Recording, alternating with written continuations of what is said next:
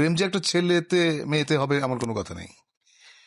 যেভাবে কাপড় পরতে আমার ভালো লাগে, দ্যাট ইজ মাই স্টাইল। যে আমি কখনোই শার্ট ইন করি না বলে আমি প্রেগনেন্ট।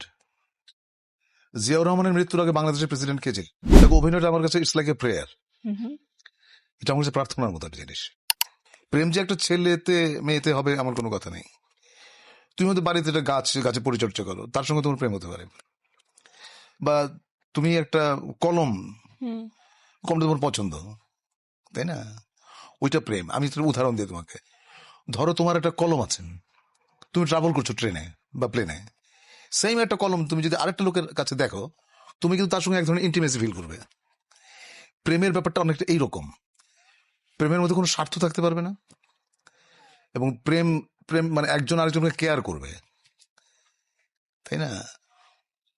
প্রেমের দুজন মানুষের মধ্যে যে প্রেম, সে প্রেমের ক্ষেত্রে সবচেয়ে বেশি ছাড় একজন আরেকজনকে দেবে।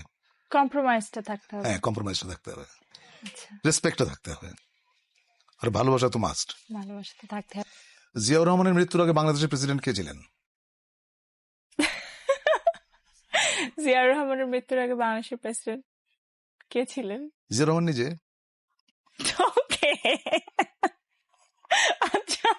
আচ্ছা, একটা গল্প আছে, আপনার মনে আছে কিনা জানি না, আপনি বলেছিলেন আমাকে, আমার সামনে ফোনটা ইনফ্যাক্ট এসেছিল, ওই যে একজন যশোর থেকে ফোন করেছিল, তার একটা ছেলে হয়েছে, তার নামটা আপনি রাখবেন। হ্যাঁ, এটা আমার সামনে ফোনটা এসেছিল। প্রথম ফোন করে বললো যে আমি এরকম, আমি আপনার ভক্ত। হ্যাঁ, তো আমি বললাম যে হ্যাঁ বলেন। বললো যে না, আপনি আমাকে তুমি করবেন, আমি অনেক ছোট। আমি হ্যাঁ, আমার ভক্তরা খুবই ভালোবাসে আমাকে, তবে এখন সমীহ করে, এখন ভালোবাসার সাথে একটু সম্মান করে কাছে আসে না। অন দ্য আদার ডে আমি দেখলাম যে একটা ছেলে স্মোক করছিল। কত বয়স হবে, 23-24। ও আমাকে দেখে তাড়াতাড়ি সিগারেট লুকিয়ে ফেললো। তখন বুঝলাম যে আমার বয়স হয়ে গেছে, এবং আমি খুবই মুগ্ধ হলাম আর কি।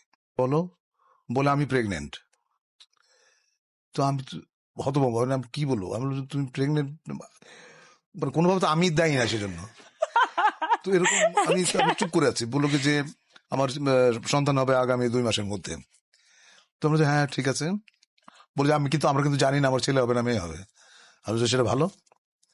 বললো যে আমি চাই যে আমার সন্তানের নামটা আপনি রাখবেন। আমি বললাম আচ্ছা ঠিক আছে, রাখবো। তারপর তো তোমার সেটের মধ্যে ফোন আসলো। আমাদের সেটে ফোন এসেছিল।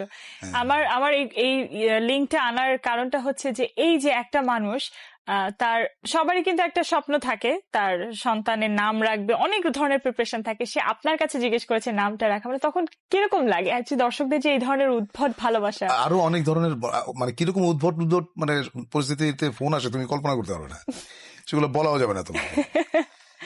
এবং ভালো লাগে যে আমি ওর বলে দিই আমি কিন্তু ডাক নামটা রাখবো, আসল নামটা তোমরা রাখবে। আমি এরকম অনেকের নাম রেখেছি।